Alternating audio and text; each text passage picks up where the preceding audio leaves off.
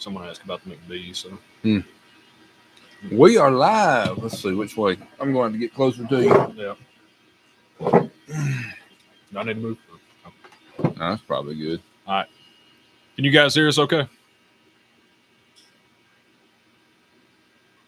Yes, no, maybe. All right. Can anybody hear us? Is there any knife freaks out there? Nope, maybe not. This is interesting.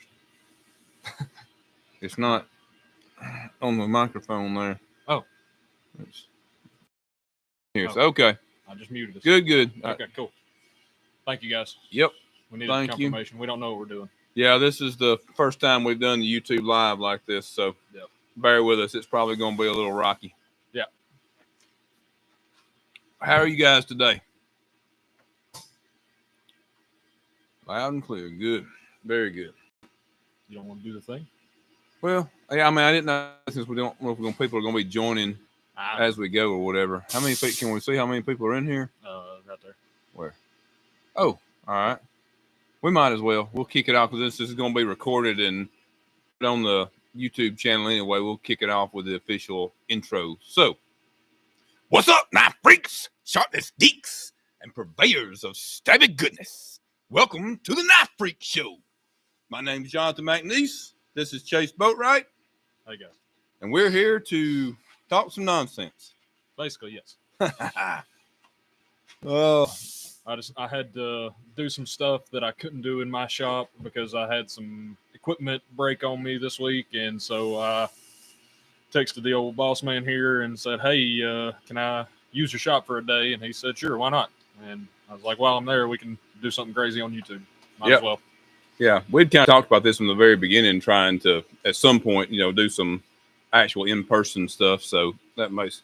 Why is that just me or my hat look crazy crooked in there? Your head's crooked. We knew this. Something big.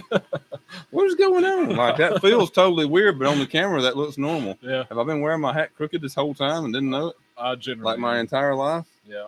Huh. All right. Sorry, didn't mean to make a podcast about hats, but look at this awesome McNees Knives hat available on the website. These are also available on my website. There you go. And his is actually sitting straight on his head. Kind of, sort of. Give me time. My head will get up more crooked. All right. So we didn't really have a plan for this. We just figured we'd talk to you guys and answer questions and just sort of, go off of whatever y'all wanted to talk about since this isn't our traditional sort of format. Yeah, Drew, that's why I generally just don't look in a mirror on a daily basis. I don't leave the house. So, there's no reason for me to look in a mirror. I'm married. I got, I'm good. Nobody's going to see me anyway. So, if you're doing your social media content like you should be, they will. If you're doing social media content like you should be virtually every day, filming yourself? Nah. People don't see me. They need to see knives. Knives are more important than me. That works too. Yeah. So I know I'm really bad about anytime I'm wearing sunglasses or even my reading glasses, I'll push them up on my head, and then I'm really bad about I'll walk in somewhere in a store or something. I'll see my reflection in the window or something. I'm like, my glasses are all crooked. I'm like, I look like and it just bothers me. I'm not super anal about that kind of stuff. I'm not a super obsessive person on that kind of stuff, but it bothers me. I'm like, I got to get it straight. I walk in places with safety glasses up on my head all the time, and that's which is fine, but then they're crooked. It's I don't know where my center of my head is. Yeah. So yeah. Oh well. Yeah. All right. So far, heads and hats and glasses. All right. So some actual knife content. I did have a few things kind of in the reservoir in case we had some time to hit it. And Tyler, it was either you or Drew won. I don't remember. One of y'all asked the question in the premiere last time about somebody doing OEM work in the future. And since he was here now, I wanted to let him sort of answer that. Yeah. So it is something I've thought about, but the thing is, we do not have the capacity to do OEM work. We don't have the production capacity above what we're trying to do with our own stuff to really do any OEM work right now. We actually are just doing. I didn't think about this earlier when you asked me, but it's not. I guess it's kind of an OEM thing, but we're I don't think we'll probably offer it to anybody but one or two of my kind of buddies. We're doing some double disc grinding for one of my buddies right now. So, but even that is probably, unless we get a whole lot faster at it, we probably won't expand beyond that. Just one or two, close knife making buddies or whatever that we can help out by doing that. So, but yeah. That's other than one that, of those machines that not a lot of people have. Right.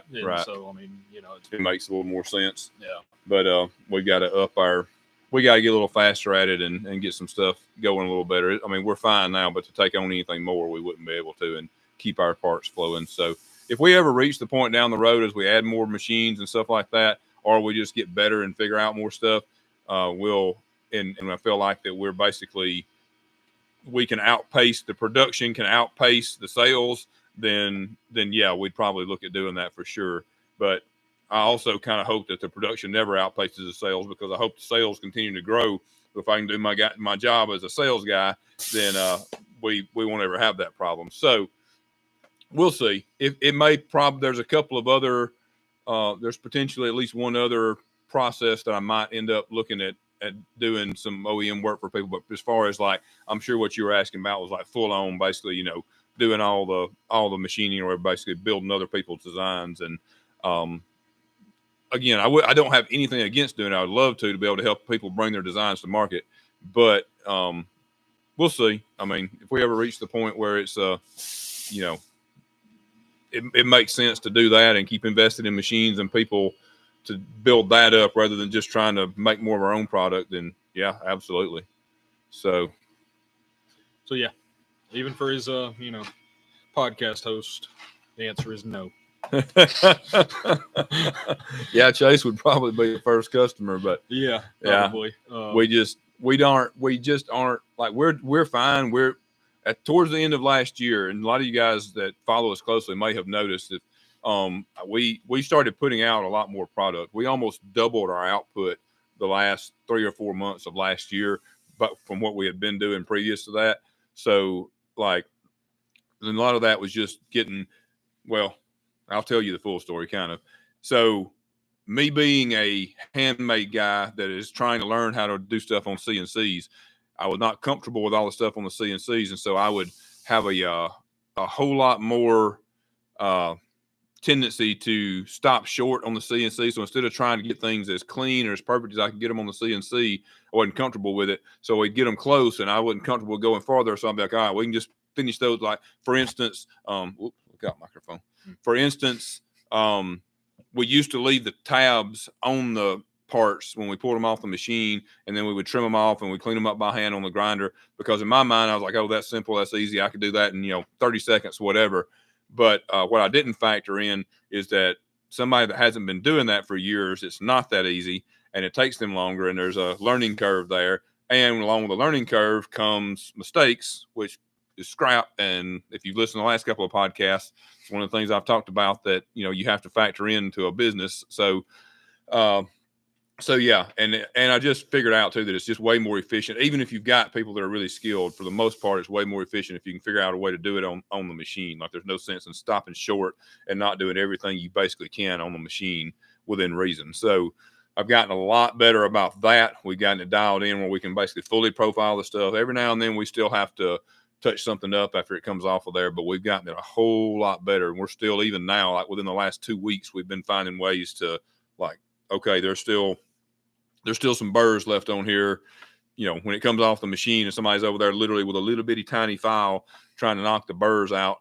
And so I figured out a way. I was like, okay, let's run this other tool through there. We can do this. It won't take but a few seconds on the machine, knock those burrs out of there, whatever. And so we're steadily getting better on that. So our capacity has improved quite a bit, but just not to the point yet that we have room for making a totally different knife for somebody else. So yeah, and that's a whole lot of work too for somebody else. Not just the CAD, but the pallets. The whole pipeline has to be put into motion. And I understand. Yeah. But yeah. It's a lot. And also, like, on the talking about profiling tabs and stuff, even you or I going in there and doing it, but we've done it a lot. Like there's still going to be inconsistencies part Right. to part, or Right. over 10 parts are not necessarily going to be the same as the next Right. time we go in there and do it. So right, it which does. wasn't really a big deal doing customs. Like I didn't really Yeah. care if I built 2 Dixons and there was a very slight variation, at the butt, or like if you didn't, we always profiled them with the handles mated up together, so there wasn't going to be a difference in the profile from one handle to the next. But that's another difference between doing that then versus doing that now, because we're not doing that now. We're just making a bunch of parts, and then they get fitted up after the fact. So it's harder to do that, and then it's just yeah. I mean, I didn't really. That's part of the benefit of having handmade. I mean, they may vary just a little bit from like the same model. Yeah. Right. Like yeah. Paul's been getting a lot of my stuff here lately. It's rated PG-4 guy that just commented there. Oh, got you. That's right. But yeah. Yeah. So yeah, that, like you said, that's the charm. So it's kind of like what I see. But if you see on the reverse side of that, people usually expect production knives to have some level of consistency.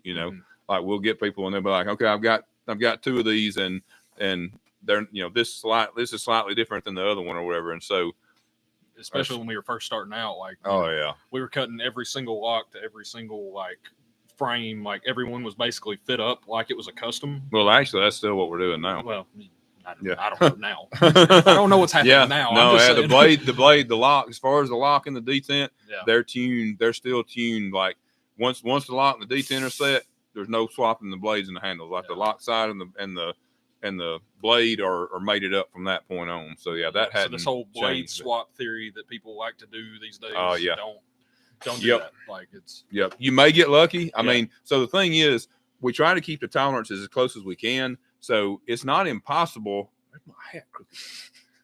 That's not. Why I just turned it backwards. I might just have to take it off. I don't normally wear my hat really backwards, guys. I just do that so for y'all. Yeah. Well, it does kind of like shade the face and stuff too. But I figure a little mystery is probably a good thing with my crooked hat. So anyway, we what was I talking about? Fitting the lock. Oh, swapping blades. Swapping blades. So so they may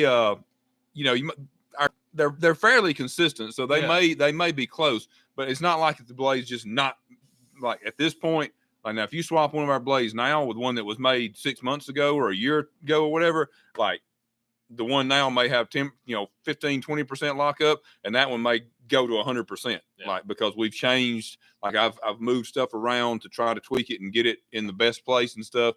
It's been a constant evolution. So, but like if you took 2 knives that came off the line this week and you swapped the blades, they would probably both function, but the detent might not be as perfect on one. The lockup might be a little too early or a little too late, at least for what we try to make them coming out the door. Right. So they just, that stuff's made it up. But if you especially like beware if somebody's like, I got a Tanto blade for a Mac 2, and you buy it thinking you're going to put it in one that you've got now, like there's a really good chance it's not going to work. So that's not really they're not that like mass produced.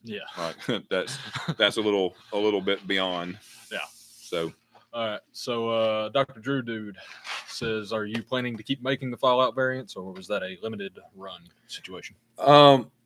Limited, but not like done. We're not done with it. We're gonna do more. We're not just gonna crank them out steadily, but yes, we are gonna do some more of that. We're probably gonna do it in some different we've already done it in the Tanto and the drop point. I don't think we've done any spear points yet, and we're running some spear points now. So thanks for giving me that idea. We'll probably do some spear points next. So there you go. Yes, we will be doing some more of that. And what I really want to do, give you guys a little inside scoop here, since you are faithful enough to listen to the podcast. I just talked to Luke, who is our laser engraving guy, the other day, and I told him I wanted to start doing some other variations. So in other words, do a different graphic. So the Fallout theme, but a different graphic than the one that we've already done, and maybe do like a whole series of them. So it would be, all Fallout themed, but not the exact same graphic on all of them. And then probably the same thing with some of the other stuff we've done, like some of the Star Wars stuff and some other things. So to know we're not done with that graphic, and we'll probably go back. Like I didn't have a plan to make it like, okay, we're only going to run 100 of these or whatever. But so it's it's limited, but not necessarily to any specific number. So maybe the head is crooked. Oh, for sure. Let me go ahead and tell you guys too. I apologize for coughing. If you've been listening to the podcast, I've been coughing for like the last month on the podcast. I'm really sorry. I had a procedure done about a month and a half ago where they had to run a camera down my throat, and apparently they jacked something up because I have been coughing ever since. Like I don't have, whatever, like a cold or COVID or any of that crap. I just can't quit freaking coughing. So I apologize. I've been trying to fight through it on the podcast, but I'm not dying of freaking tuberculosis over here. I just got they jacked something up down in my throat. So, oh well. But anyway, so I apologize. So, what else we got? Paul want to know if the colors on those Fallout ones, I'm guessing, are done with the laser. Yes and no. So what we do is it's a whole process. So we anodize them, whatever specific color, and I think those are actually like atomic, so it's actually a couple of colors, and then he goes back and adds the graphics over it, and then there's some colors inside the graphics. So like the background, the green that's on them is anodizing, and then just normal anodizing. And then it's blue and gold, right? Like that are on the guy. Yeah, I think it's like blue and some gold colors. I'd have to look at one to remember, but yeah. So basically, the colors of the graphic itself, so like the fill inside the little dude and whatever, like in the mushroom cloud and stuff.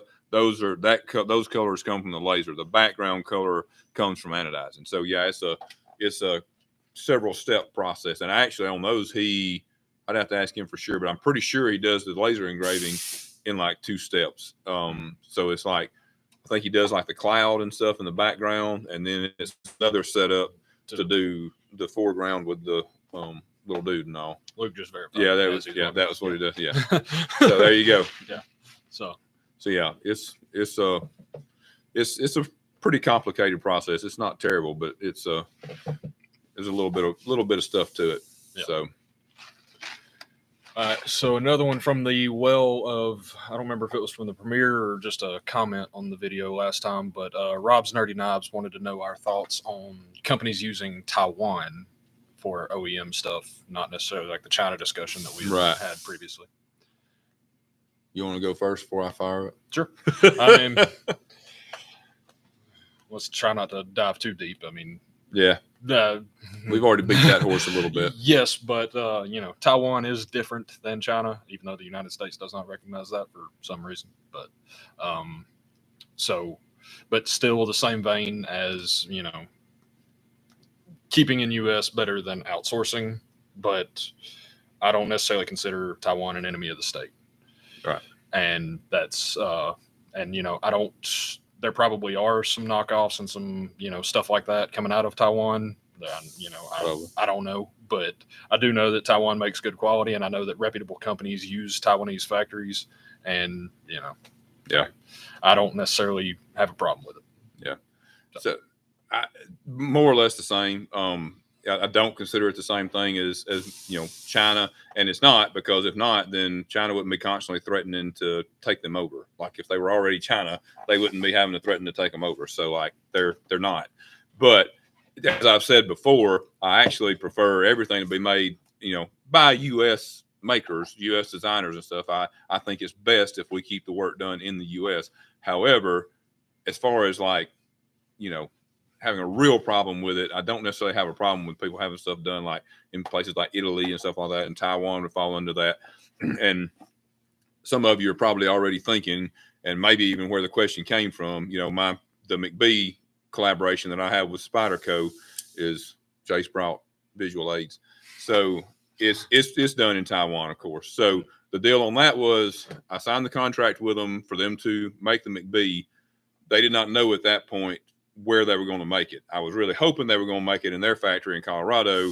It didn't turn out that way. So basically, I don't know of any, like, as far as the U.S. Colorado factory, I think that's basically all just Sal and Eric's design. Yeah, I don't think they do any like collabs in that. I'm not sure that they do either. So I probably should have known, but I didn't know up front that was where it was going to be done. And to be fair, I probably would not have said no. I mean, I could have come back after the fact and said, no, hey, just never mind. I don't want to do this if it's going to be made in Taiwan. But I would have much preferred for it to be made in the U.S. But it's, again, I'm not. If it was China, then I would have. I would have just been like, hey, I want out of this contract. But it's not. It's like you said, it's not an enemy of the state. It's as a matter of fact, we're one of the main reasons that they're not part of, China proper. So that's just, that's how I feel about it. So it's not ideal. I certainly wouldn't take anything of mine like directly, like, there or anywhere else in the foreseeable future to have it, done somewhere else like that. So just by having them do it. And there's kind of, in my mind, there's some difference between the line is so blurred now because of there's no there's so little barrier to entry to bringing a knife to the market these days. And that's a whole nother topic for a whole nother day. But part of that is, back when I started doing this and there was some people getting maybe some OEM work done, but it was primarily like companies like Spyderco, Boker, those were the two biggest, honestly. Yeah, Benchmade. Benchmade's been collaborating with Kershaw and ZT. Yeah, and ZT. Yeah. Those guys all did, they were true collaborations. It was a bigger deal to get a collaboration then. Yes, it was an actual collaboration. It was. Let me just explain this. There's a difference between a company signing a contract with you to use your design, and they're going to make your design, which is what I do with Spyderco with the McBee, versus like going to them and saying, hey, I'm going to pay you to make my design. That is not a collaboration. That is OEM work, right? I do not pay Spyderco to make the McBee. As a matter of fact, I get paid a very small amount, which I'll take all I can get. And, I appreciate it. The money's not really about the royalties on that. But with a collaboration, the maker or the designer gets paid royalties, and they license the design to make it under the brand, right? So a lot of what goes on now that are kind of called or considered collaborations are people paying to have OEM work done, but they're putting it out under that company's name or whatever, and now it's a collab. At least that's the way I'm seeing it. There's still actual collabs going on. It's just I feel like the line has gotten really blurred with that. So but that's the way it works with the McBee. It's an actual collab where that. But we were saying back in the day it was different. People weren't, and it was a big deal. There were a lot of people. Boker did a lot. Boker, you were kind of like, it was kind of like the who's who of knife makers, and we can go down this road maybe another time when I really feel like stirring some shit about Boker. Let's leave it at the fact that I'm not a big fan of Boker right now, or haven't been for several years for some reasons. But on the collaboration note, to bring it to a lighter thing, not tone me down. I got you. That was the first time I heard your name was whenever they did that product release catalog and the McBee was coming out. Right. Which is where the benefit to doing a collab like that comes from. It's getting your name out there and getting associated with a reputable company like that. So that's, So a couple questions have come in. Inhale Tide Pod says, when are you going to convince Chase to make Tanto Coves a regular thing? I don't see that happening. Do it. No. I've done one. Actually, I have a second one in progress because I screwed up a blade. Does that count? What's the problem? You just don't like Tantos? I just don't like Tantos. Never had. Why is my shirt tired? It's doing that to me too. I thought I was like, I got some kind of freaking dysfunction going on here. I've been over here the whole time, like, I'm hoping it's just the camera because, I'm like fixing to have to go to a chiropractor or something. I do know my head's left shoulder crooked, my freaking shoulders are. Usually my left shoulder's lower than my right. Anyway. Yeah, I've been over here trying to correct it the whole time, and I'm like, man, I've got like a freaking scoliosis or something. Oh, I know what I'm doing. I'm putting my thing on my knee. Yeah. Okay. Anyway, I might just be crooked. So sorry, Mr. Pods. That's probably not going to be happening. But and Drew, I'll work on it. Yeah. Drew said, "Why don't they do any titanium in the U.S.?" I don't know if he was asking you or me or both, but I'm guessing. Don't matter because I don't know. I'm guessing it's just costs. Yeah, I don't know. And since unfortunately most of the titanium comes from China, that may be a thing. It may be just that it keeps the cost down by not having to source the material to the U.S. since it's all basically mined and produced there, rolled there or whatever. I'm just guessing, guys. I don't know, but that's the only thing I could think of. Microphone seems to be cutting in and out. Uh-oh. That's not good. No, that's not good at all. Maybe just be getting too far. I may be getting too far away from it with all my crooked stuff here. Getting too distracted. But yeah, I'm guessing it's like, a cost thing and possibly keeping it all USA made thing. Because, there's plenty of G10 makers and suppliers in the US that, make and supply all that stuff. And so, it's probably just that and, cost. So it may also just be that, I think that basically, well, they done stainless steel. I don't know. Like, it's not in the US. I don't know. Okay. I just know they've done stainless steel handles in the past. They did do that one Carpenter. Yeah, they did do like a frame lock from Carpenter where they had stainless steel handles and it was all Carpenter steel. I'm thinking like some of the. I'm pretty sure they were steel at least. I know they weren't Thai back like a long time ago. Like some of the old like police models and stuff. I'm pretty sure were made in the. But those were all Japan. Were they all Japan? Mm-hmm. Okay. Then the police, the Enduro. Yeah. So then that would actually make more sense. So it may just be that they have their facilities set up to run like with their machines and their setups and stuff to run the other stuff. Yeah. And rather than tool up and be able to do all that in their shop, they may just be trying to kind of keep it separated. Again, we're just guessing. We have no idea. So maybe we can find something we know more about. What else we got? Have I considered I'm assuming that's to me. I don't know. Have you considered doing custom orders like lasering, anodizing, and such? We actually do a little bit of that, Tyler. So sometimes somebody will hit us up and they'll buy a knife. They'll want to know, can we add something to it, or can we? And we actually, like, if you've got one of our knives, we actually will do. We don't really advertise it that much, but we really will do, laser engraving. Now, what we can't really do is get into a lot of like you've got some idea for a graphic that you want us to work up, but that starts to become a whole lot of work there. Yeah. But like if it's if it's something pretty simple, or if it's something that we've already done, so we already have the artwork, everything's already taken care of, the graphics, then you can send your stuff in and we're honest. I don't remember exactly what we charge, but it's not much. It's not at all. So yeah, we can like anodize stuff for you guys. I would honestly much rather you send it in to us than send it to somebody else where you risk, voiding your warranty and stuff, depending on what they do to it. So it's just safer to send it to us, honestly. Yeah. But just, again, we don't charge enough for it to really, advertise. Yeah, we don't advertise it because we don't really make any money off of it. Yeah. But if it gets to the point where we're getting flooded with it, we'll either have to throttle it down or charge more to make it worth it, one of the two. But so it is what it is. Yeah. Let's see. So you're gonna put Cletus on a knife if I send it in? I'll put Cletus on there. What? Oh, one of the Techno 2s with this Sagaya. Yeah. That actually, that may have probably good chance that was done during the time. Like Chase wouldn't have been the one that did the engraving, but that was probably during the time Chase actually worked here. Yeah, I did some of those.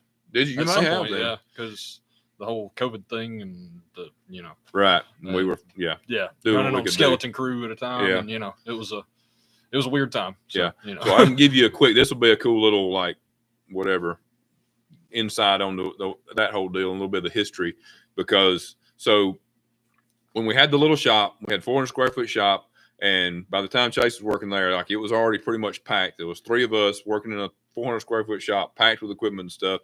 And so I knew I had started I had started thinking about wanting to go the production route. And so I didn't feel comfortable with, because I knew I didn't know how to use a CNC or all that. I could have probably gotten a mini mill in the shop but I probably would have had to disassemble part of the shop to get it in there. Like it wouldn't have fit in the doors like without doing a bunch of work. So what I decided to do was I was like, okay, I know I'm going, and this was before everybody and his brother had a laser. There was a decent amount of people that had lasers, and the price has come way down on them and stuff too. But like this was before there was a ton of people doing laser work. And so I was like, I know I'm going to want a laser at some point, if nothing else, just to mark our knives and not keep doing them the old fashioned way with the marking with the stencils and stuff. So I was like, but if we get the laser, then we can do other stuff with it. to, laser engraving to make money with it in the meantime, so that we can be saving up money to build a bigger shop, buy the CNC, all that. So all this, reinvesting I've been talking about in the previous podcast. And so that's what we did. I bought a laser. It's a good laser. It's been working for us this whole time. If I had it to do over now with the choices I have now, it's not the laser I would buy, but it was not cheap. It was, it actually cost me about as much as it would have cost me to buy a mini mill. Honestly, really close. I don't remember exactly what mini mills ran then, but looking at the cost now, it would have been close. So I will say your laser, I like your laser way better than I like my laser. Yeah. But I mean, my laser was nowhere close to the price. So yeah, but it does have limitations for that price, it has limitations that I don't really think it should have. But again, I've owned it for a long time now, so it's just kind of, and it's way more than paid for itself. So there's that. So anyway, yes, we started off. I was literally, keep in mind, this is before the Mac 2. This is still just me making customs, and I'm sorry, and we had the laser that we were trying to make some extra money with. Mm-hmm. So like I was buying anything I could, like to cups and stuff to engrave. I was going around the local little like drugstores, and there you go. We're going to drugstores and stuff like that, trying to find places to we could sell stuff in their store and things like that. None of that really kind of caught on, but we did end up hooking up with a couple of dealers, mainly Knife Joy. He had the great idea that we could take the production of knives that from other companies and stuff that were full tie and let us do laser engraving on them, and then he would have some unique stuff to sell. Worked great for us because we charged him a fee to engrave the stuff. So we did hundreds, I don't know how many of those, and and started engraving our own stuff too, but on the knives. But obviously I started using it on my customs, and then that progressed to the Mac 2s. But so we basically kind of built off of that laser, as far as that was really kind of the first piece of equipment that was headed us down the production road was the laser. And it, not only did we have it for doing the stuff that we need to do as a production shop, but it actually helped us to bring in some extra money so that we could save up to start building the shop and stuff. So that was, perfect example of the reinvesting in the business and stuff. Yeah. So, and that was one of the things that, like, starting out working for him, like, I was coming in like one day a week and stuff like that, but it eventually, came into like a part-time 3 days a week sort of thing. And, I would get like, I'd have a whole stack of McNees or a whole stack of Technos or, a whole stack of ZT, whatevers, and do like 30 or 40 of them, and, anodize them different colors, do different laser engravings and stuff. And that was, sort of my job before we got parts in. Yep. Like for the Mac 2s and stuff, or in the in-between times when we were having trouble keeping a steady stream of parts. Right. You got me coughing now. Sorry. It's contagious. It's not contagious, I swear. I've had it for a month and a half and nobody else has caught it yet. Peppermint, but... Yeah, it might be my cinnamon. Yeah. Sorry. Yeah, no, it's all good. But yeah, like, because when I first started coming around, we talked about that, because that was something that we talked about, like, the first time I ever came up to his shop was like, I wanted to kind of do, and not just be a knife maker, but want to actually, like, grow it into like a full-fledged knife company at some point. And we sort of shared sentiment there. And so then that was when the ball really started rolling for the Mac 2s and stuff. And, until then it was like, teaching me stuff and, keeping me in the shop to, I guess, teaching me stuff. Best way to say that. I mean, you were helping us. I mean, you were cutting stuff on the bandsaw, and it's cutting out some of the grunt work that, running the surface grinder, bandsaw, stuff like that was speeding me up on the customs. So it all kind of a lot of surface grinding. Yeah. I mean, that's literally like it's kind of weird and kind of cool to look back, because I mean, those are literally all the steps. People think about, I've got to, I got to go get an investor, or where am I going to come up with the money to start this business or do that? Like, we literally started it with, all right, I'm doing customs. I'm making all I can with my own two hands, and I need, somebody can help me, then I can make customs faster. And then, from there to, okay, now if we could get some parts somebody to machine parts when we don't have a machine, then we could build them from there. And then, okay, we take out, the money keeps rolling over back into the business. And then, okay, now we can, like I said, the laser, and then, all right, now we can build a shop. We had to reach a point. It was a pretty big hurdle because we had to reach a point where not only could we buy the CNC, but that we had to build a shop to put it in. Yeah. And if I was going to build a shop to put it in, knowing the direction that I was headed, like I said, I was in a 400 square foot shop. Like I didn't want to just build like an 800 square foot shop that we were going to outgrow in 6 months. So the only way it made sense to do it was to build a much bigger shop so that we had some room to grow. Otherwise, it was just basically going to be a waste. So with, that was a pretty big hurdle. Once we got past that hurdle, it's really, that helped a lot. Like getting to the point where we had this first shop and we built it. The CNCs at that time, I think had like an 8 or 9 month lead time, something like that. It was a long time. It was a better part of a year. So put the order in for that, and it ended up working out so that we got the shop built in September, towards the end of September. I know we moved in we went to the Vegas to the USN gathering, Labor Day weekend, and the next weekend after we were back from the show is when we did the move to the new shop. And then in October, maybe like mid to late October, the first CNC got here. Yeah. So and sat here for a while till we could get it hooked up, and then sat here until somebody could show us how to use it. Yep. I was looking at videos on my phone the other day, trying to find an old video, and found the videos of it coming in the door for the first time, like it being delivered and all that. And, it weird looking back on it and all that, just thinking about like where it went, where it came from to where it is now. Yeah. But, got some things.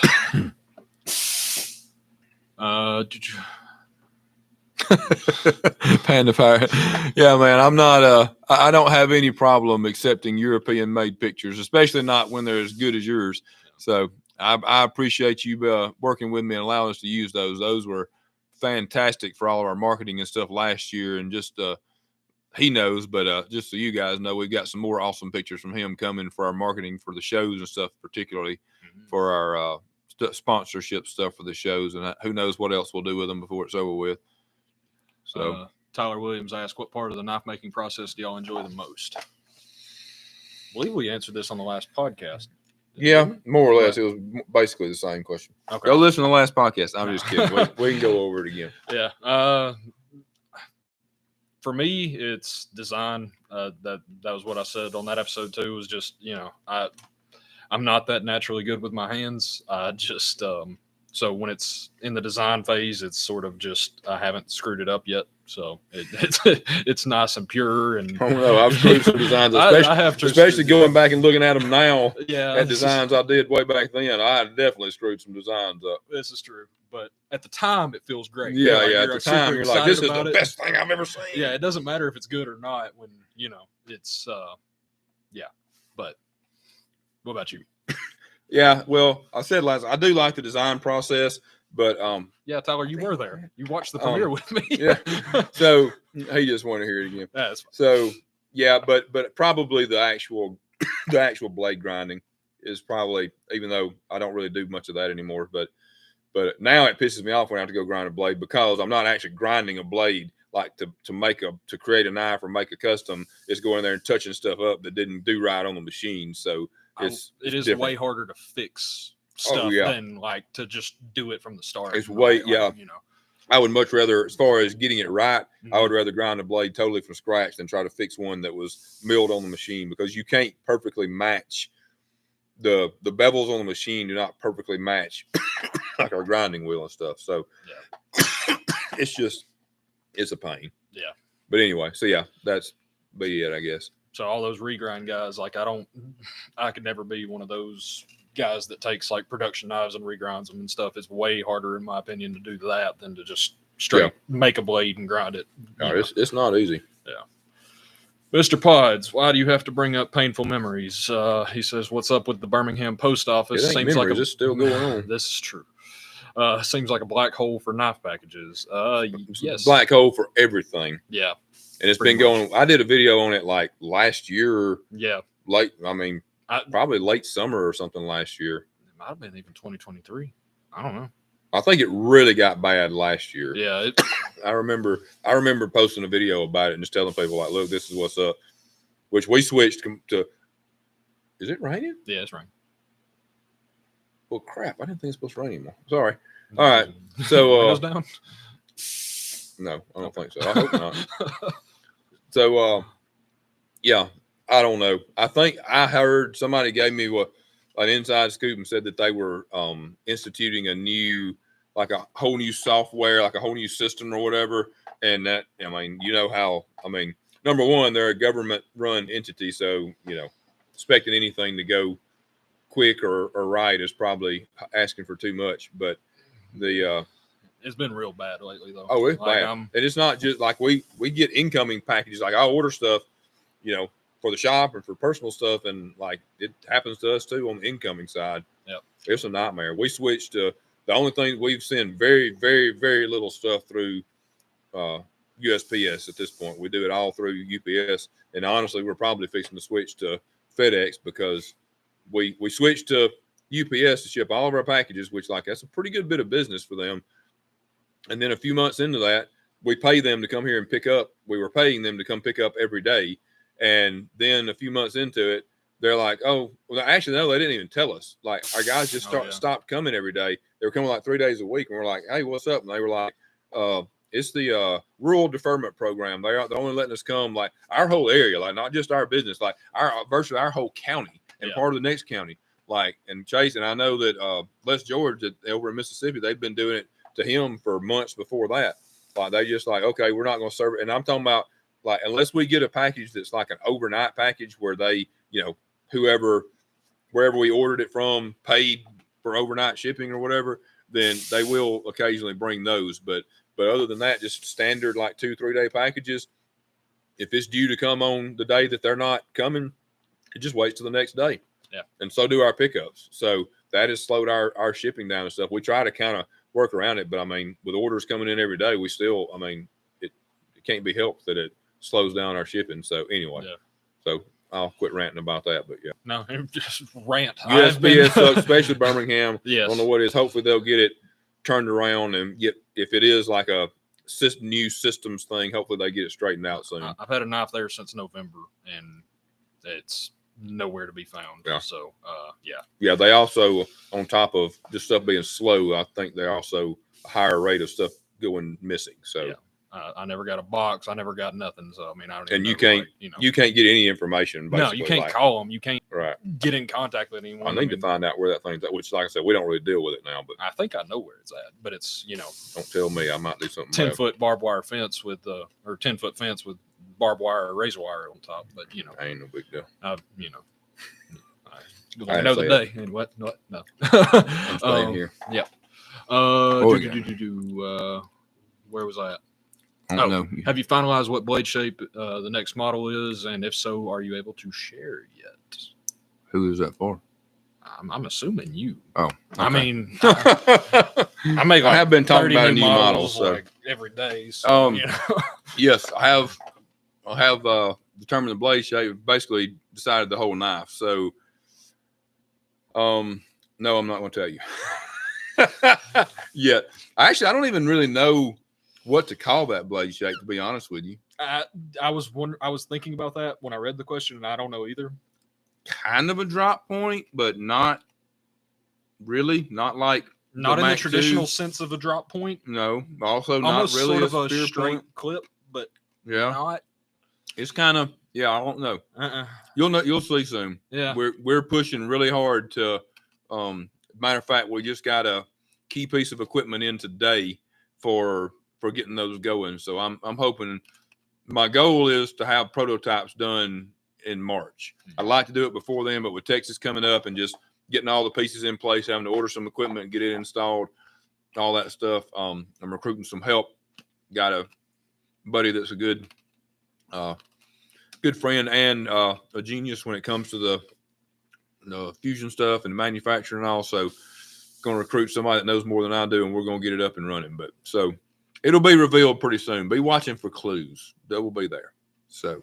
They might have already appeared in this podcast, and maybe they might have. And maybe you can tell me. Maybe you can tell me what blade shape it is because I don't actually know. It's not a Tanto. Not a Tanto. It's not a sheep's foot or a Warncliffe. It's somewhere in the drop point, clip point, spear point ish thing kind of range. Yeah. So. And no pods. No. He said my new blade shape was a Tanto. Oh yeah, there you go. No. Rob said like a Spanto meets a drop point meets a sheep's foot. No. Not that crazy. No. It's not actually a crazy blade shape. It's it just doesn't really fit any of the actual traditional nomenclature. Yeah. So I love when at least I don't think that word. Yeah.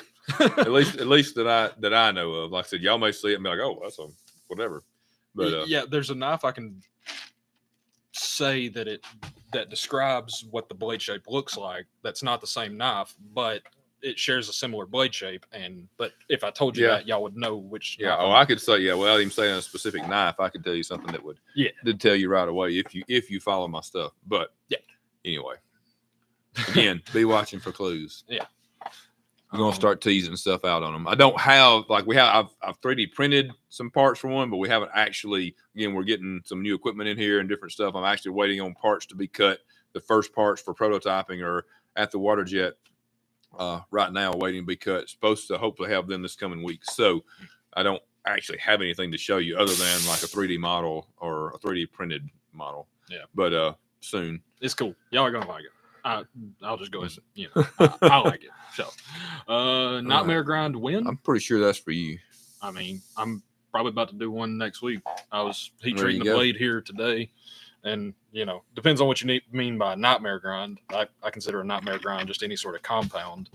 I do a lot of what I call duplex grinds, where it's a thinner hollow in the back, or like smaller wheel hollow in the back, and then a taller hollow up towards the tip. And that's what I'll be doing next week for one of my fleet series. But yeah, you'll just have to wait and see that. So, I mean, could do a Nightmare Grind. I mean, that's kind of what the Tantos are. Anyway, I mean, it's two separate grinds, but not really a full nightmare. No, I mean, but you never know. I might be getting the itch to do some custom hand ground stuff pretty soon. It's just a matter of finding the time, and if so, I might. After I've gotten a little bit practiced back on the grinder, I might get wild, but who knows? Rob says, I still need to get a hollow ground Tanto. Will you have any of these for sale at Blade Show, Texas? We are planning to have some Tantos. Yes. So I'll just so you guys know, just for a little clarification. So the only thing to all of the hollow grind, all of the Tantos to date have all been hollow ground. I had to stop and think about that for a second. They're all, so if it's a Tanto, nope, that's a lie. That's a lie. So some of all of the fully machined Tantos are hollow ground. There was a few in the very beginning where I was taking blades, and to be honest with you, it was typically we would get a blade and it would be, and at the tip, something happened to the tip, like at the blade grinder or something like that. Something was chipped out or the tip was too rounded off or something, and I basically took them in there, the grinder, reprofiled them, and then ground the Tanto bevels on them by hand. So there are technically a few that have but they look like, you can tell obviously the difference between those, that the grind out there on the Tanto tip is completely different than on the ones that we do now on the machine. So if it's one of the ones that looks like the ones we're putting out now, then it's hollow ground. Put it that way. Like the other ones are pretty easy to spot. So all of those are hollow ground. All the spear points have always been hollow ground. And with the drop points, it's been a mixture. But I will tell you, I guess I go ahead and say it. We're actually working on everything going back to being hollow ground if everything goes according to plan. And I hope it goes according to plan, because I just spent a pretty good bit of money to to make that happen. So you're going to convert the Mac 2s to the new process once you get that? Okay. Yeah. I didn't know if you were going to keep the pipeline open. Yeah, no, the next blades that we're steadily making blades now to keep going until we can transition to the new model. Once the new model is prototyped, I plan on prototyping it with hollow grinds. And from that point forward, once we get that figured out, pretty much if it goes the way I want it to, then everything will be hollow ground again. Unless I say that, I have some plans to do some kitchen knives. They're probably going to end up being flat ground. We might intentionally do some flat grinds on some specific models, especially fixed blades or something. But most everything, folders especially, will be hollow ground from that point on. So looking forward to that. Big fan of the hollow grind. That's pretty much all I do. I can't hardly flat grind to save my life. He can because he used to grind these big, massive chopper things. So he got a lot of flat grinding practice. And I just decided I don't like this. So I'm not really going to do it. And I never really did much of it. So it's one of those things. Let's just kind of give them a little insight on that, on what, like, kind of why that is. So because somebody that's never actually put steel to a grinder. Well, there's people that say we're crazy. People that flat grind all the time, like Brian Good. I know. He thinks we're insane. I know. He thinks it's way easier to flat grind. It is. I don't think so. Me having done both, and I started with flat grinding. Yeah, most people start with flat grinding to because that's what usuly, like, the base grinders or the cheaper grinders. I started flat grinding, like my 2x42. Right. It wasn't a flat platen by any sense of the word, but you get the point. Basically, with a flat, you don't. Well, I'll say that with a hollow, once you establish that initial groove going down the bevel, you can actually feel that as you're coming through and make another pass and refine that same. You can feel that groove sort of settle in. You can literally get in the groove. Yeah. And it's way easier to feel. Mm-hmm. You can go up. You can change the height of the grind, or you can change the thickness of the edge. A lot easier, in my opinion, on a wheel, on a hollow grinding. But with a flat platen, I don't have nearly the. I don't know. I can't tell what's going on. It takes a lot more practice to get the feel. Even when you have the practice, it still doesn't feel the same. It just because you're basically taking a flat piece of metal and pressing it up against another flat piece of metal with an abrasive belt in between that's moving. And obviously the flat piece of metal, you're putting it at a slight angle or whatever. There's just not as much to feel there. There's no give, hardly any give for one thing. Yeah. With a rubber wheel, you've got some give, and it's like I said, with it being a groove, you can just feel the wheel settling into that groove as you move it across the belt. So to me, it's definitely like if I had to teach somebody to grind, just in general, I would definitely start them on a wheel just to make it easier, because that's, to me, it just feels way more natural. Yeah, easier to pick up. So. Yeah, it's immensely easier in my opinion. And Brandon, they agrees with us that the contact wheel is more forgiving than platen. So because again, there's give. The wheel gives. A metal platen does not. Not at all. You'll put facets in it really quickly. Oh yeah, that's all I do when I flat grind. So I just don't do it. Juju, I have not looked. Were there ever any carbon fiber scales for the Ridge Runner? Not yet, but there will be. I would. I want to do a bunch more carbon fiber. We just haven't gotten to it. Like, it's part of the problem is, guys, with so we try to run there's the machine. We don't have a separate machine. I want to get one, but right now we don't have a separate machine to run carbon fiber, G10, and all that stuff on. We currently run it on one of the machines. We turn the coolant off, and then the machine gets dirty. We rinse it, clean it out, wash it out really good, and keep that stuff from getting in the coolant or whatever. It's just kind of a whole process. So like when we do it, that's not really an excuse why we didn't do carbon fiber. It's just that we do it in like batches, and then we have to get that machine cleaned out and back up and running for the other stuff, the titanium and the steel. So I do plan on doing it. I also had some troubles kind of sourcing. I was about to say that carbon fiber is a little bit harder to source, especially in the thicker pieces. Like, it's and I read that, and I always worry about, obviously carbon fiber costs us significantly more, which means we'll have to charge more for the scales, and I'm sure that everybody loves carbon fiber, so I'm sure it wouldn't be a problem, but I always kind of hesitate a little bit when it's going to start jacking the price up on stuff. So it's and especially this past year, as we talked about before, wasn't, people were not spending money the same. So I tried to kind of keep the prices down on everything as much as I could, and not do a bunch of materials that we'd have to charge more for. So and that helps maintaining cash flow and stuff too. If you start putting a lot more money into materials, then that ties up more, right, and you're putting a bigger risk out there for stuff that may or may not sell. So right. Rob's got another one. He says, "Can I ask the one question that one should never ask? Will you ever make a production knife with a thumb hole or full?" Or flipper, regular or front? Thumb hole, full. I'm guessing. Oh, I think fuller. you're saying fuller. Yeah. Okay. Thumb hole, fuller, or flipper. Yes. That's that. Yes. It will not be a spidey Stand hole. by. Will not be a spidey hole. No, just simply because I love the spidey hole. If it was doable, if I could, I would.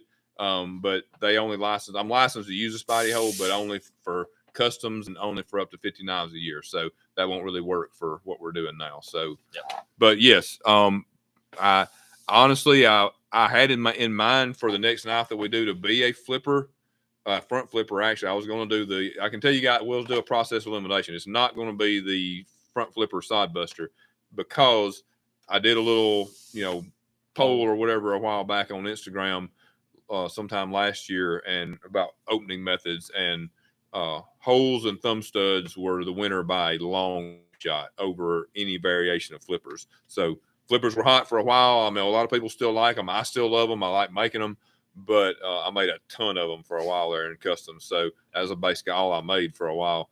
But Sky bolts. Yeah, and sky bolts and a couple other not as that I didn't make as many of other models, and I don't even remember the names of all of them. Yeah. So anyway, I do really like them, but I also really like selling knives and being able to pay the bills. So nice. When I feel like that, maybe we've cyclical, Yeah, it's cyclical. They'll probably start to get popular again or whatever. So yes, at some point we will for sure on all of those things. Yeah. Pods, he says, how much harder is a Scandi / convex than a hollow or flat grind? I would say a convex is easier than a flat grind to me. Yeah. I've only done 1 or 2 Scandis, but I basically flat ground it and, then convexed it. I've never done a true, technically the true Scandis are convex, if you want to know, Pods.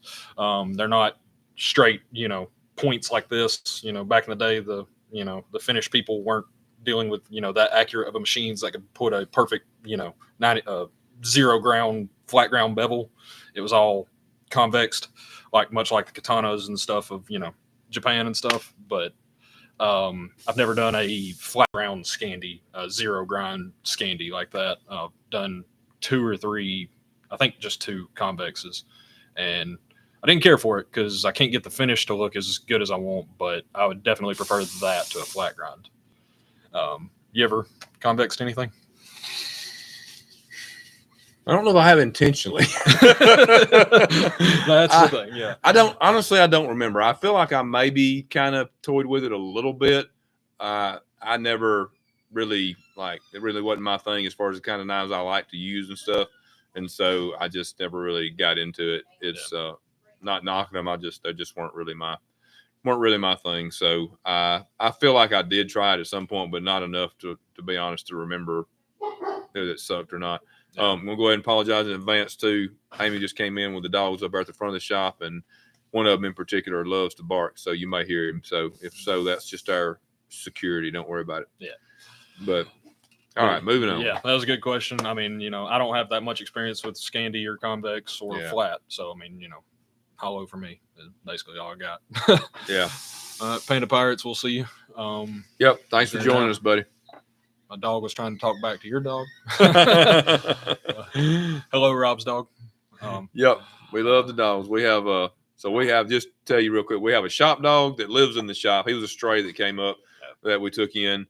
He roamed wild roamed around the property for a while until he kept taking off and disappearing, running 4 or 5 miles down the road, and we knew he was going to end up getting killed. So he lives in the shop, and then we have 3 dogs, two big ones and a new puppy that all come to work every day with Amy and hang out in the shop. So and then one of our employees actually bought the brother to our new puppy, and he brings him usually at least once a week or once every couple of weeks, and he hangs out at the shop for a couple of hours. So we're definitely dog friendly around here. So anyway, moving on. Used to have a shop cat too. Yeah, we did have a shop cat before we had a shop dog. So she disappeared on us. I don't know what happened. So but she was definitely a good one though. She was the most vocal cat I have ever seen in my life. This is true. She used to yell at me constantly. Super sweet, but man, she was vocal. Yeah. I don't see any questions here. Definitely pay for the carbon fiber. Yeah, I am planning on doing. I think I saw where you asked about whether we could bring any to Texas. Oh yeah, I would love to, but we probably will not get to just because. So I can kind of give you this will give you all a little insight into kind of how the operation of stuff works. So, like I said, we have to dedicate a machine for running that kind of stuff. If we're going to do it, we need to run enough to make it worth getting it dirty, which means tying it up for probably at least 2 or 3 days. So also right now, what we have been doing is we've been running for blades. We have been running up a bunch, like 1,000 or more blanks. So we take the blanks that have the tabs on them and all that. We put them in the machine. We put all the features in them and cut the tabs off. So they're basically a complete blade minus the bevels, right? And because we need to, you can't, most blade grinders don't accept like super small batches. You need to do at least a certain amount. And for us, it just made sense to do big amounts. So like we would get like 1,000 of those blanks milled up, and then they get sent off to heat treat. They get sent off to blade grinding, and then however many weeks later, between those two things, we get them back. And so we also, in the meantime, that's the drop points, the ones that are flat ground. In the meantime, we also have been running spear points and tantos on our machines here in the shop. We can't run enough of them and handles with the machines that we've got. At least without hiring like a second shift to work a night shift and run the machines or something. Like we can't make enough of those to produce the number that I'm trying to produce every week. So that's kind of how things are working right now. So we've got this new setup that we're getting ready to do for blades that I'm hoping is going to cut out some steps, and we're going to be able to keep stuff more in-house. But it's going to be tight. So in other words, if we let off the gas in you right now on milling blades in particular and swapping back and forth between blades and handles to kind of keep it balanced, if we let off the gas in you on that right now, between now and getting the new system up and running, then we're probably going to end up dead in the water and not have knives to build because we won't have any blades. So I don't think I can afford the time at the moment to shut one of the machines down and run it for 2 or 3 days making carbon fiber and stuff. So it's not just, I don't want to do it or whatever. I don't want to fool with it. It's all a balancing act. And I just don't think we can balance that in there right now. So, and just for reference, like we're in the shop right now, there's CNC machines over here and there. And he literally turned them off so we could do this. Like, he's been in here running them on his off day, quote unquote. And, we mentioned before we work 4/10, so Friday is technically an off day, but and I had slacked off a little bit, partially because it's been hunting season, deer hunting season, but we I usually run them at least a little bit I usually run them a little bit just about every day on Saturdays and Sundays too. So, but so without me just being out here constantly or hiring a second shift, like we kind of we can only do so much. So I just don't think without messing up our entire system, as much as I'd like to have carbon fiber Ridge Runner scales, like those ain't going to pay the bills like keeping the flow of Mac 2s going and then the new model, which is also what we're working on. So, All right. So a couple more questions and we're about over the hour mark. So if you guys got any more last minute questions, hit us with them. Are the Ridge Runners made in-house, says Paul Gerard? Not 100%. I mean, they're all in the U.S. So right now, currently, the Ridge Runners. Actually, we've only done one batch of the Ridge Runners. How many did we do? I don't know. It wasn't a ton. I want to say it was maybe like 300 of them, something like that. So, Nothing. I know it's not a ton to you, but yeah, perspective. Yeah, but we did. So with those, we had them water jet cut. We had those. This was before we had a double disc or a surface grinder when we started that project. So those got sent to double disc and ground, and then they got sent to the blade grinder, to grind the bevels. And they actually we made the handles in-house on our machines, and they actually made the sheaths for us too, because I'm not set up to make Kydex sheaths right now in mass, and I don't plan on getting set up to do that in mass anytime soon. Eventually, it's just not something I want to take on right now. So I'm fine with letting somebody that's got a Kydex set up do that. So no, they're not totally in-house, but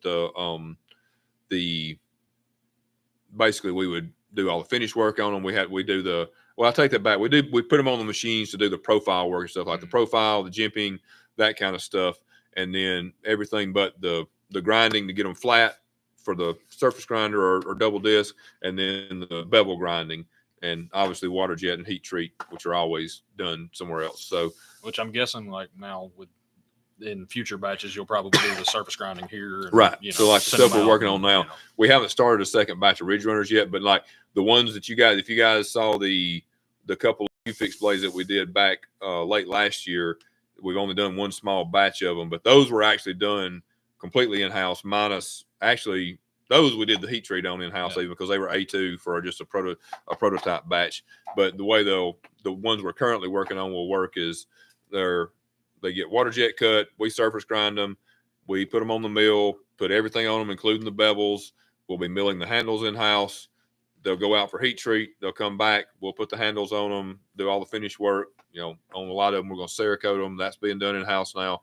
So almost everything other than the couple of, water jet and heat treat basically will be done in-house on those. And that's probably the same way we'll do the next batch of ridge runners too. So we'll pretty much all of the fixed blades will probably be done like that going forward unless something changes. And then we'll get somebody else to outsource the Kydex, and we're going to start offering some leather for some of them too. So don't have any plans in the immediate future to bring the sheaths in-house. So Rob wanted to know, did you use your ridge runner to skin anything that you've bagged recently? I did not fully skin it out. I field dressed. I killed if you saw the picture I posted on Instagram, what was that, a couple months ago? Yeah, I think so. Probably in December. If you didn't see it, scroll back through Instagram. I'd show you on here, but I don't think it'll show up. Yeah. And I killed a buck this year that I actually, let's see. I don't remember if I field dressed the one last year with it or not. I know the one this year though. I made it. I wasn't lazy. I took it to the processor for the skinning and the, to do everything else, but I did field dress it with the ridge runner, and I really liked it. It performed really well. So I think it's just the right size. You don't need a huge knife for cleaning a deer, but especially for the field dressing part, you do want one big enough, because I have field dressed one. A lot of you are probably not familiar with my little PSK that I used to make, but it's like a little 3-inch blade. There's some blanks over there somewhere, but it's not worth driving one. And I have field dressed one with that. But like when you get to the point, like if you need to kind of cut through the breastbone a little bit, and like when you're reaching up inside there trying to cut stuff loose to get it out, a little more leverage, a little more blades, your hands not having to go quite as far up in there and stuff is, for me, I prefer that. I mean, yeah, I could do it with a little small knife. I could field dress one with a box cutter. With a McNees. But it's not going to be my preferred method. So yeah. So long answer to your question, yes, I did field dress the buck I killed this year with we've still actually got a couple of weeks left, so I'm really hoping to. It's one of the reasons we got to wrap the podcast up. I got to go finish sighting my gun in, because I got a couple of big ones that are prowling around that I want to get after tomorrow. So yeah, he came rolling in, 3 minutes before the podcast. Yeah, I was literally sighting it in. Chase was like, "Hey, I was like, I guess I'll do it by myself. Now if we have enough daylight, I'm gonna finish it up." So, anything else from you guys before we hop off of here? Curtis says he needs a hand ground spear point. Yeah, anything. So just to be honest, guys, I think I touched on this on an earlier podcast, but probably anything that's a true hand ground for me from this point, I'll probably be classifying as a custom and be doing a few here and there. I've got some plans for that, but to be totally honest, the hand ground stuff that I did before was because we ran into problems with stuff on the machine or whatever, and I basically had to step in and just hand grind the blades to make them right to have stuff to build, to fix. Yeah. I mean, so I wasn't necessarily the one building the whole knife, so I didn't want to call them a custom, but I did hand grind the blades, so that's where those came. But those were honestly more out of necessity than just me having a itch to do it. So, and to be honest with you, I had so many of them there for a little while just to keep us having something to build that I kind of didn't want to grind anything else for a little while. So I didn't think I'd ever hear you say that. Yeah, well, I was ready for a little bit of a break by then. That was man a lot. Used to be a grinding machine. Like I could make some dust. Oh yeah, but I think that about wraps it Mistake up. spear point. Yeah. Yeah. If I'll tell you, I will Happy tell you accident. this. Yeah. So there's a lot of stuff that is actually yesterday. I meant to bring it, show it to you. I had one of the ringed agents that we were just talking about a minute ago. I was telling Chase earlier, it came out warped out of those A2 ones, and I was trying to straighten it. I snapped the tip off of it. So now I own the one and only ringed agent Tanto. So sometimes we're able to do stuff, and I'll fix a mistake by doing something like that, and then potentially sell it as kind of a one-off or whatever. But yeah, doing it on purpose. If it's just a coil, it's probably going in the scrap bin and not getting sold. There's some things you can't save. Some things you can't save, or it's just not worth the time and the effort or whatever. So, but yeah, keep your eyes open for some customs this year. I really plan on doing that. So that'll maybe scratch that itch for some of you. So yeah, looking forward to that. Yeah, we appreciate you guys joining in. Sorry it was a little maybe unprofessional, but it was pretty cool. It's actually really fun doing the podcast with feedback instantly. So yeah, that was really cool. We appreciate you guys, helping us out really by being on here and talking to us and asking questions and commenting. So it was very cool. Yeah, we appreciate you guys. And yes, we do. Let your freak flag fly.